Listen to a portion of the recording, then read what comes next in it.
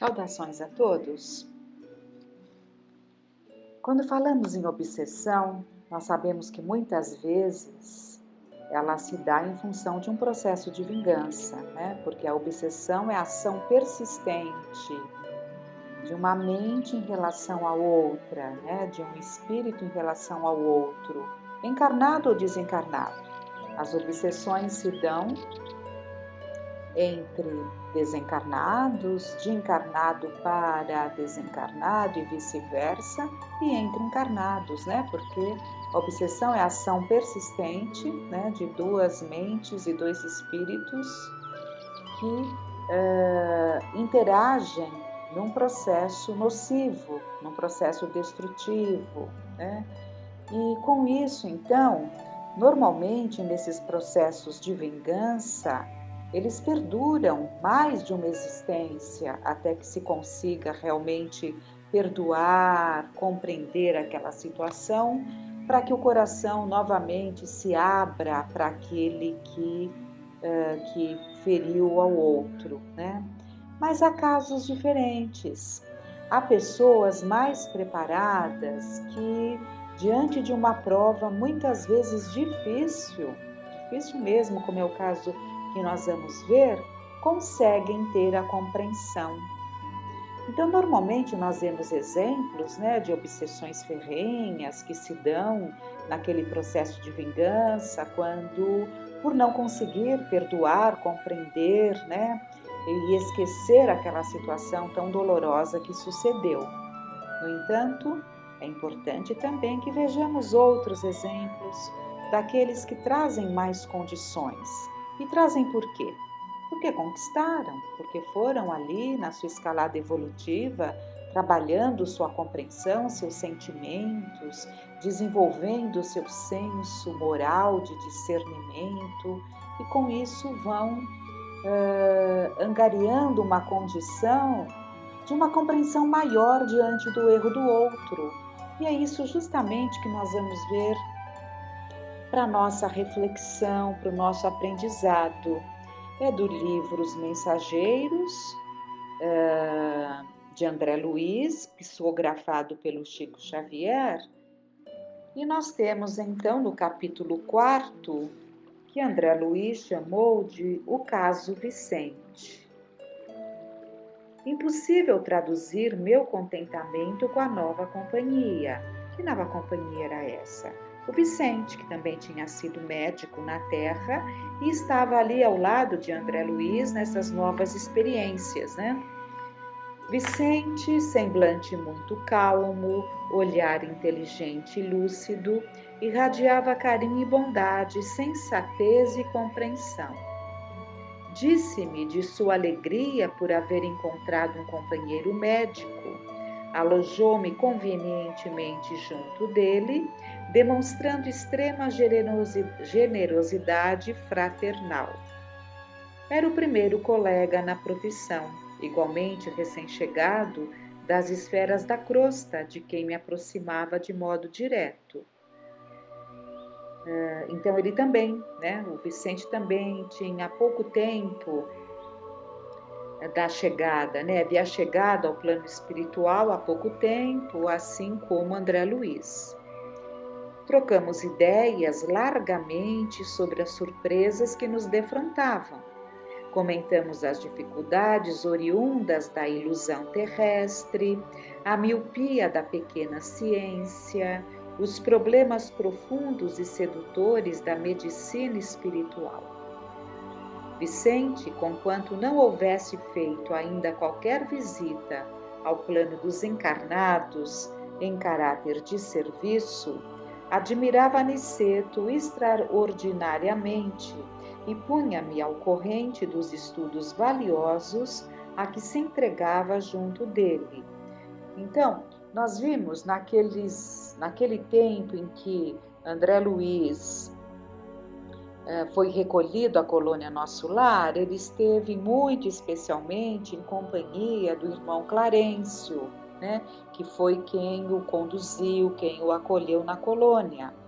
Já no livro Os Mensageiros, que ele nos relata as suas experiências logo após as experiências narradas no nosso lar, ele já vai conviver com o irmão Aniceto, um instrutor Aniceto, né? E é sobre o Aniceto que os dois estão aqui conversando.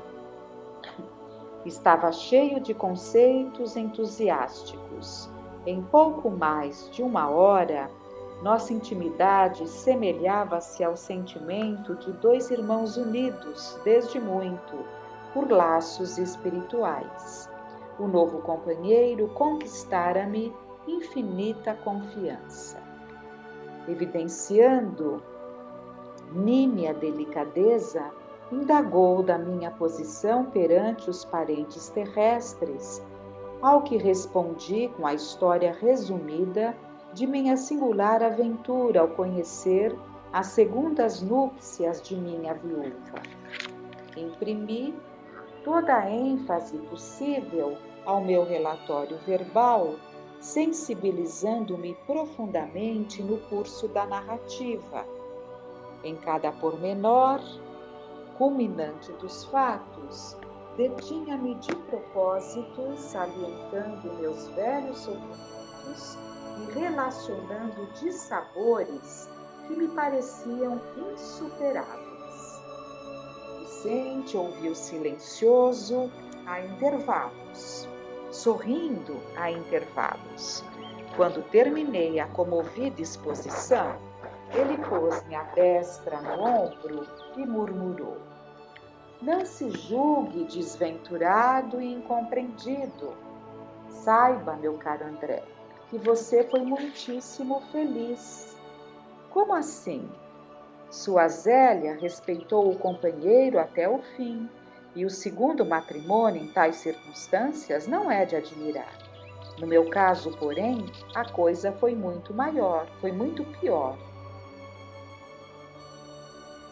Aqui Vicente se referia à experiência dolorosa de André Luiz ao ter contato ali, quando ele vai pela primeira vez no seu lar terreno, e aquela grande decepção, porque ele julgava que encontraria tudo qual havia deixado, né? Encontrando ali um segundo marido de Zélia, né? Que estava ocupando o seu lugar. E o Vicente diz que a Zélia havia cumprido o seu compromisso de matrimônio e que é muito natural uma segunda núpcias após a viuvez. E dado meu justo espanto, o novo amigo continuou: explico-me. Meditou alguns instantes, como quem alinhava reminiscências, e prosseguiu: não pode você imaginar como foi intenso o sonho de amor do meu casamento. Logo após a aquisição do diploma profissional, aos 25 anos, esposei Rosalinda, exultante de ventura. Não levava a esposa tão somente uma situação material confortadora e sólida no terreno financeiro, mas também os meus tesouros de afeto e devotamento. Minha felicidade não tinha limites. Em pouco tempo, 2 filhinhos enriqueceram meu lar ditoso. Meu bem-estar era inexprimível. Em virtude das reservas bancárias, não me especializei na clínica, consagrando-me, todavia, apaixonadamente ao laboratório. Atendendo aos meus pendores, não me foi difícil atrair a confiança de numerosos colegas e vários centros de estudos multiplicando pesquisas e resultados brilhantes. E Rosalinda era minha primeira e melhor colaboradora. De quando em quando notava-lhe o enfado no trato com os tubos de ensaio.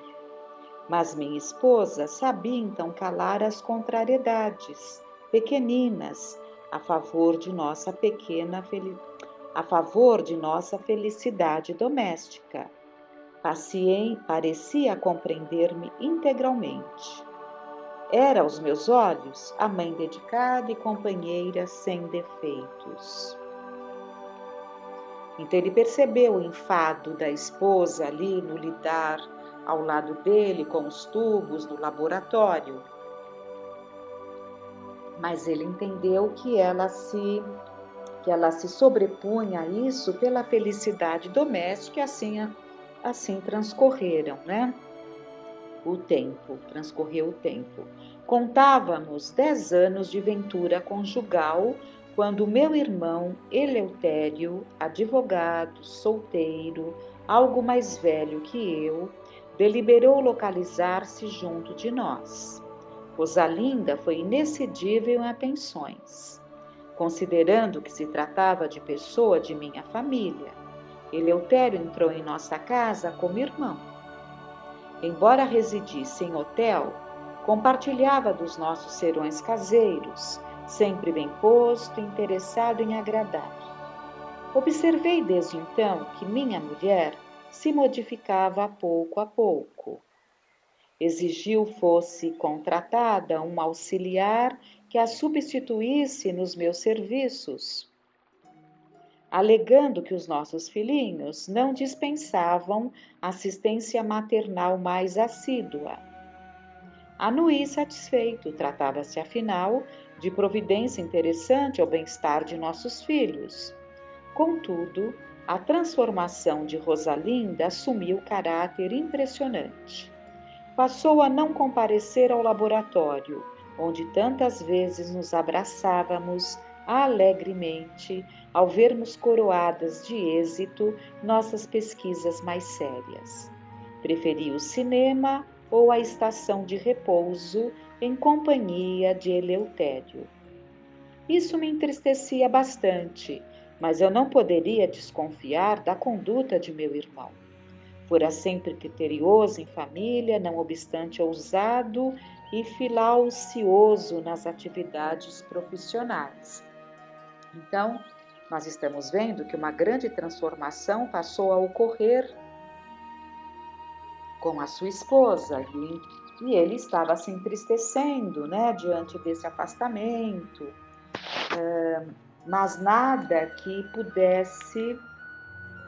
ele pudesse entender como algo mais sério acontecendo, Porque tratava-se do irmão dele.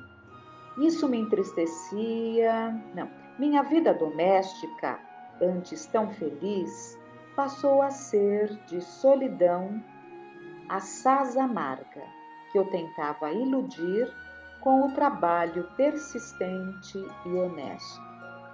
Assim corriam as coisas, quando singular transformação me alterou a experiência. Pequena borbulha na fossa nasal que nunca me trouxera incômodos de qualquer natureza, depois de levemente ferida, tomou caráter de extrema gravidade. Em poucas horas declarou-se a septicemia. Reuniram-se colegas em verdadeira assembleia junto de meu leito, inúteis, todavia, todos os cuidados. Anuladas as melhores expressões de assistência. Compreendi que o fim se aproximava rápido. Rosalinda e Eleutério pareciam consternados e até hoje guardo a impressão de rever-lhes o olhar ansioso no momento em que a neblina da morte me envolvia os olhos materiais. Nessa altura, Vicente fez longo estacato, como a fixar reminiscências mais dolorosas, e continuou menos vivaz. Depois de algum tempo de tristes perturbações, nas zonas inferiores, quando já me encontrava restabelecido em nosso lar, certifiquei-me de toda a verdade. Voltando ao lar terreno, encontrei a grande surpresa.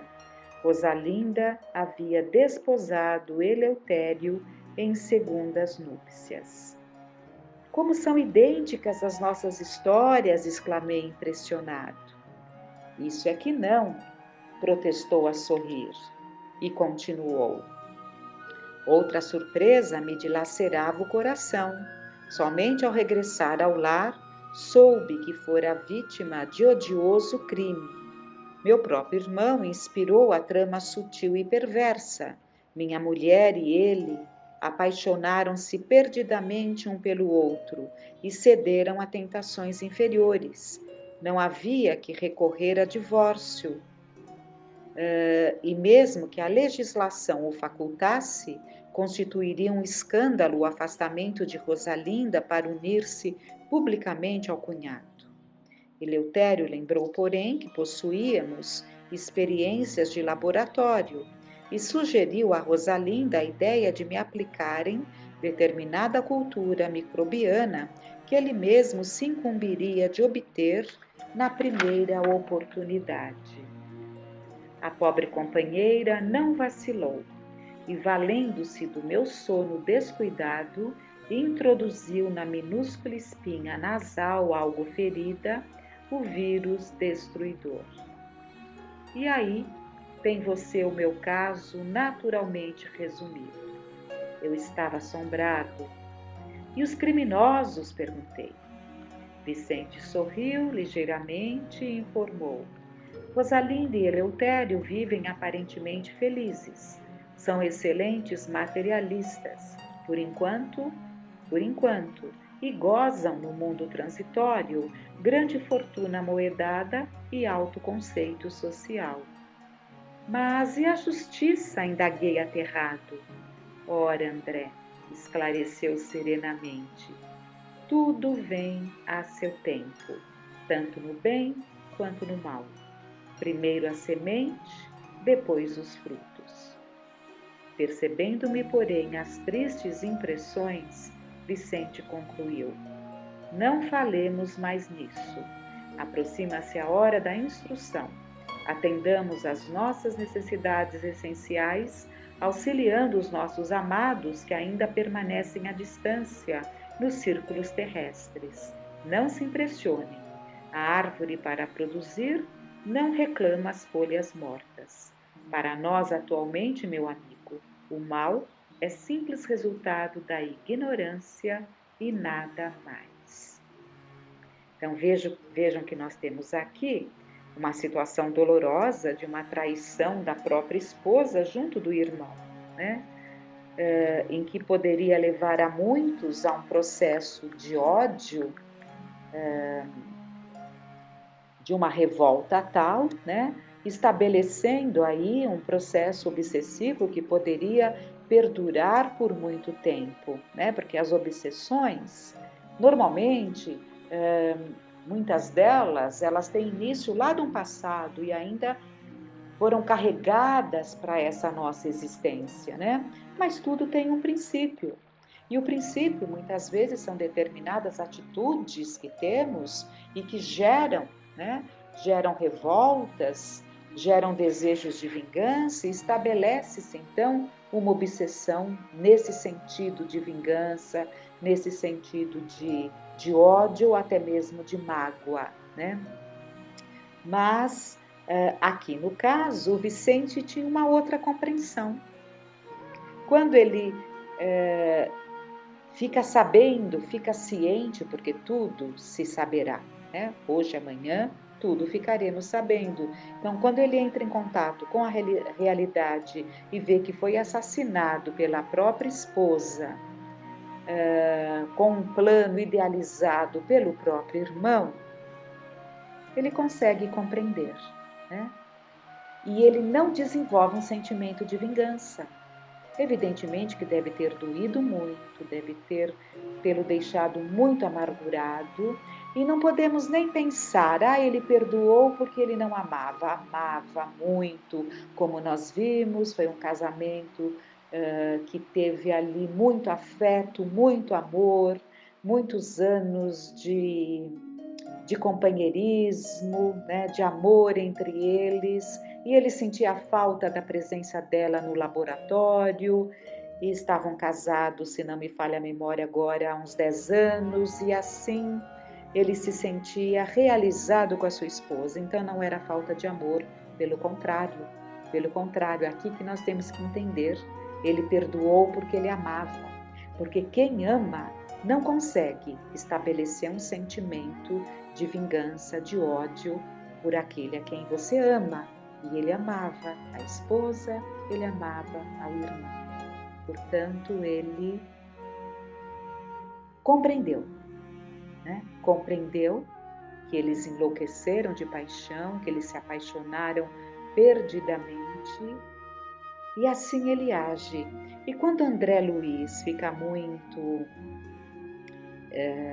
indagando, né, como seria, e eles continuariam ali simplesmente, né? O André Luiz pergunta, e tem uma resposta aqui muito importante que nós vamos trazer para finalizar. Tanto no bem quanto no mal, é primeiro a semente, depois os frutos.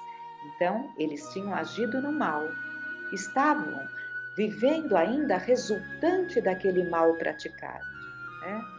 Mas a colheita, tanto do bem quanto do mal, ela vem no tempo certo, né? Então fica bem essa lição para nós, essas reflexões. Que fiquemos em paz.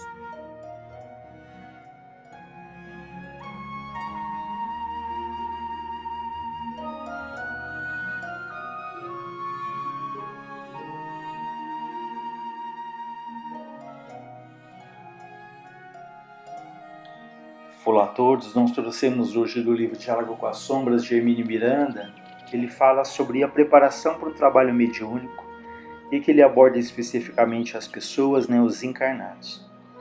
Ele nos diz: o trabalho do grupo mediúnico se desdobra simultaneamente nos dois planos da vida.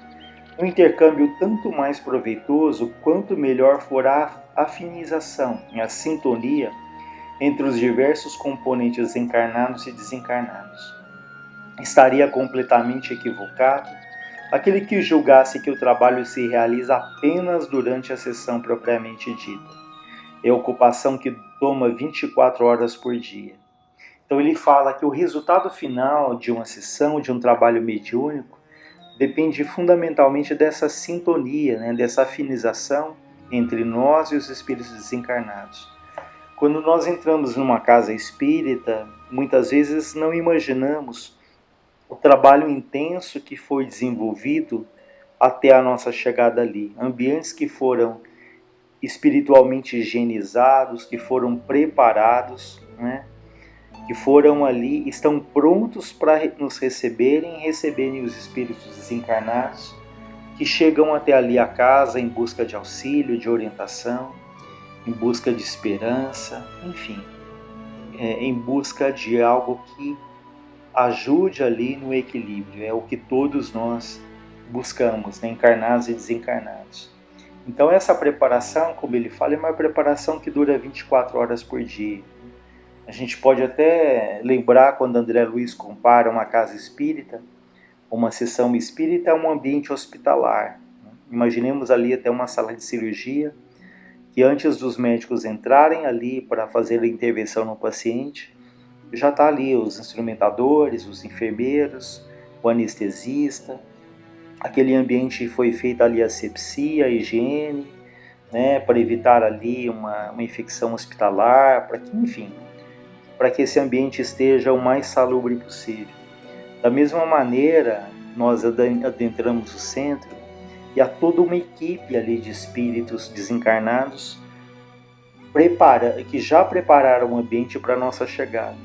Da mesma maneira, os nossos pensamentos, a nossa atitude ali dentro da casa, elas são fundamentais porque essas nossas vibrações, elas são utilizadas também. Então nós estamos ali em busca de auxílio, muitas vezes sentados ali quietinhos, mas devemos nos lembrar sempre do quanto um simples pensamento, uma simples prece, tudo isso é um material ali muito rico que pode ser utilizado pelos espíritos para auxiliar outros que estão em condições muito mais difíceis do que as nossas. Então, por isso é tão importante, como André Luiz fala, nos prepararmos para ir para um trabalho.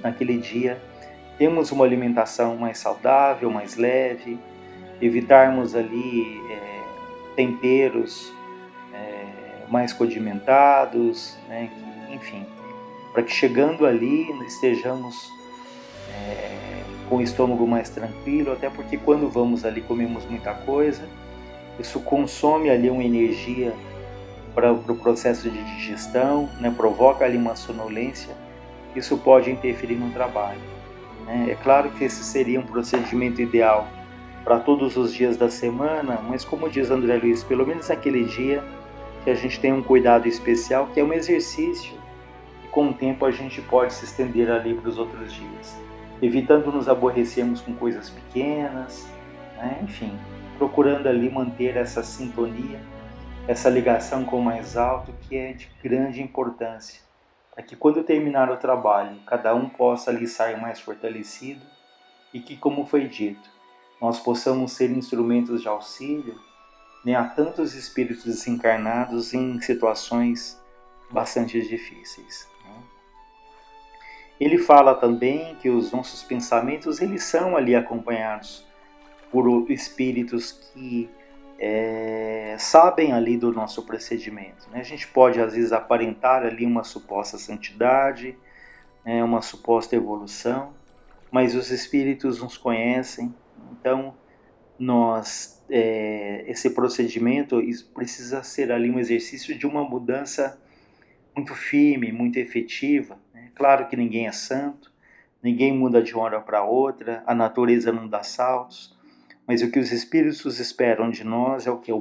A boa vontade, esse esforço persistente, um desejo sincero de a cada dia melhorarmos ali pelo menos um pouquinho, né? Porque ao longo do tempo essas mudanças sejam ali bastante consolidadas, sejam bastante sedimentadas ali, e isso vai se refletir na nossa atitude, na nossa vivência, naquilo que falamos, naquilo que fazemos, sobretudo, né? Ele diz: um amigo meu, confrade muito inteligente, certa vez escandalizou seus ouvintes numa palestra pública, declarando que tinha medo de morrer. Ao terminar sua exposição, a palavra foi franqueada, né, para perguntas e comentários. E um senhor idoso do auditório declarou seu espanto ao verificar que um espírito esclarecido como ele tivesse medo de desencarnar. O amigo confirmou que realmente tinha medo de morrer e disse: meu caro confrade, a gente aqui na carne vai levando a vida escondido, disfarçado, como se estivesse atrás de uma espessa máscara. Do lado de lá isso é impossível. Nos mostramos em toda a nudez da nossa imperfeição.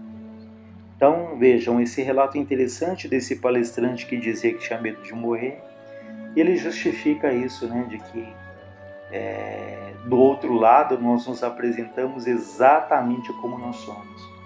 E quando se decepcionam, né, por falarem eu conheço o Espiritismo, eu conheço a doutrina, eu sei exatamente o que se passa no desencarne, mas isso não faculta, isso não garante para ninguém um desencarne tranquilo. A gente vê muitas pessoas que se dizem até ateus, que dizem não acreditar em nada, no entanto são pessoas muito mais espiritualizadas do que nós que eventualmente frequentamos assiduidamente ali uma religião, uma casa espírita. Então não é a religião, né, mas é o que fazemos da religião, é como aproveitamos, acima de tudo são as nossas atitudes, é que nos permitem ali uma condição melhor quando desencarnamos, né?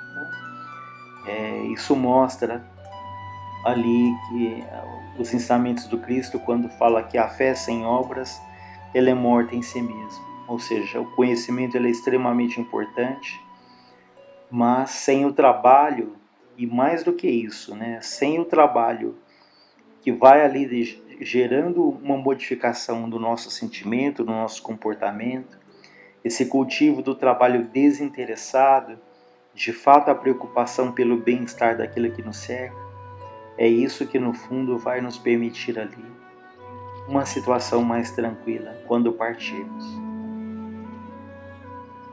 Ele continua dizendo: é claro que aquele que resolveu dedicar-se ao trabalho mediúnico, especialmente no que se convenceu chamar de desobsessão, precisa convencer-se que deve estar permanentemente vigilante consigo mesmo, com seus pensamentos, com o que diz e com o que faz. Principalmente com os pensamentos. Vejam, ele fala muito do pensamento, porque o nosso pensamento ele é uma energia criadora, uma força viva. E nós sabemos que ele é mais rápido do que a velocidade da luz. A velocidade ela caminha a mais de 300 mil quilômetros por segundo. Vejam, 300 mil quilômetros por segundo. Se o nosso pensamento é mais rápido do que isso, a gente pode ter uma pálida ideia do potencial, da força desse pensamento. Por isso é que às vezes a gente pode estar pensando numa pessoa que está do outro lado do mundo, na Austrália, no Japão, e essa pessoa do outro lado fala: nossa, eu sentia teu pensamento, eu me lembrei muito de você. Ela mal sabe às vezes que o fato de pensar muito em nós é porque estávamos ali pensando nela também, e essa pessoa mesmo ali, a tão longa distância, ela capta ali o nosso pensamento de saudade, um pensamento amoroso, e o oposto também é verdadeiro. Se emitimos um pensamento de ódio, de mágoa, de rancor, essa pessoa, se ela não está bem, ela pode captar esse pensamento e se sentir mal, porque esse pensamento ele está carregado de vibração, de fluidos, de energia. Então vejam a responsabilidade e ao mesmo tempo o poder que temos em relação ao nosso pensamento, que quando bem utilizado, ele pode ajudar muito e nos ajudar principalmente.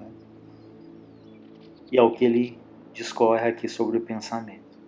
É preciso desenvolver um mecanismo automático interior que acende uma luzinha vermelha a qualquer fuga ou distração maior.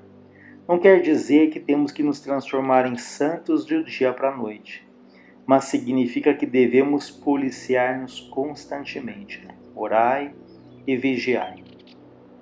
Não vamos deixar de ter as nossas faltas, mas estaremos prontos a divertir-nos interiormente e a reajustar a nossa mente, que com maior facilidade pode levar-nos a escorregões de imprevisíveis consequências. Exemplos há muitos. Ele vai citar alguns. O envolvimento numa conversa maledicente, fofoca, uma calúnia, aquilo que parece ser um comentário ingênuo da vida do outro, mas isso ali não é saudável. O distraído olhar de cobiça para uma mulher atraente na rua, uma piada grosseira e pesada, um pensamento de rancor ou de revolta em relação ao chefe ou companheiro de trabalho, ou um pensamento de inveja com relação a alguém que se destacou por algum motivo. A leitura de um livro pornográfico, atualmente a gente poderia falar, a visualizações de imagens na internet ligadas ali à pornografia, assistir a um filme pernicioso, enfim, ele diz, há milhares de motivos diante de nós a cada momento, pois vivemos num mundo transviado exatamente porque reflete o transviamento da massa de seres desajustados que vivem na sua psicosfera. Então vejam que ele dá exemplos, aparentemente exemplos simples do dia a dia, mas que esses exemplos que ele deu ligam o nosso pensamento às situações difíceis. A mágoa, o rancor, a inveja, o pensamento de cobiça para uma mulher atraente na rua. Então, são cuidados para que a gente possa, aos poucos, disciplinar, educar o nosso pensamento, canalizar o nosso pensamento para objetivos mais nobres, mais saudáveis. Toda atenção é pouca, ele nos diz. A vigilância dispara o sinal de alarme, a prece, a defesa, a correção. Ninguém precisa chegar, porém, aos extremos do misticismo a ponto de viver rezando pelos cantos, de olhos baixos pela rua, temendo o contágio com os pecadores. Então vejam, ninguém de nós é santo para falar eu vou me afastar das pessoas, até porque nenhum de nós tem essa condição. De maneira geral, nós trazemos ali as mesmas angústias, os mesmos conflitos, somos espíritos ali em luta, E são raros aqueles de uma condição superior, os missionários, aqueles que já trazem uma pureza maior do coração. Então, queremos nos afastar ali das pessoas a pretexto de uma suposta santidade. Isso não nos ajuda em nada, né? Não foi isso que o Cristo nos ensinou. Ele diz: também somos pecadores no sentido de que todos trazemos feridas não cicatrizadas de falhas clamorosas no passado mais distante ou no passado recente. Por outro lado, a providência divina vale-se precisamente dos imperfeitos para ajudar os mais imperfeitos. Quem poderia alcançar esses, senão aqueles que ainda estão a caminho com eles? A distância entre nós e os que já se redimiram é tão grande em termos vibratórios, para usar uma palavra mais ou menos aceita, que dificilmente conseguem eles alcançar-nos para um trabalho direto junto ao nosso espírito. Ele então diz aqui aquilo que comentamos agora há pouco, né, que estamos ali todos em luta e que são poucos aqueles que têm uma condição muito superior, tanto que eles muitas vezes têm dificuldade em nos termos ali como colaboradores, né, porque ainda estamos ali engatinhando nesse aspecto. Mas é sempre o nosso esforço, a nossa boa vontade que vai ser determinante para nos colocarmos em condições ali de ajudar e irmos aprendendo aí pouco a pouco esse trabalho no bem. Como seres imperfeitos, ele diz, temos pois de conviver com um semelhante também imperfeito. Não há como fugir de ninguém, isolar-se em torres de marfim, mosteiros inacessíveis, grutas perdidas na solidão.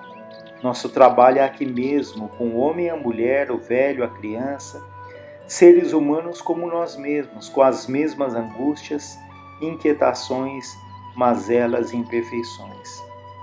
O que enxerga um pouco mais ajuda o cego, mas talvez esse cego disponha de pernas para caminhar e pode assim amparar o coxo, né, aquele que tem uma deficiência. E quem sabe se esse deficiente dispõe de conhecimentos construtivos que possa transmitir ao mundo. Somos, pois, uma tremenda multidão de estropiados espirituais e a diferença evolutiva entre nós aqui na Terra não é lá grande coisa. Vivemos num universo solidário, no qual devemos suportar e amparar os outros, ou na linguagem evangélica, amar-nos uns aos outros. Não é difícil e é necessário. Então fica aí para a nossa reflexão, né, da preparação para o trabalho mediúnico, do pensamento, da nossa atitude. E essa mensagem tão rica para nós de que ninguém é santo, nós não somos superiores aos outros. E é justamente no contato com aqueles que julgamos difíceis que vamos desenvolvendo ali a paciência, a compreensão, a empatia. Então, da mesma maneira que nos recomendam ali o respeito pelo outro, também os outros têm dificuldade conosco, também nós trazemos ali as nossas feridas ainda não cicatrizadas e precisamos da paciência e da compreensão. Ou seja, como ele diz, somos todos solidários e precisamos nos ajudar. Então nós vamos encerrando por aqui, sempre gratos a Deus nosso Pai e a Jesus nosso Mestre, a Frei Fabiana e os Espíritos amigos.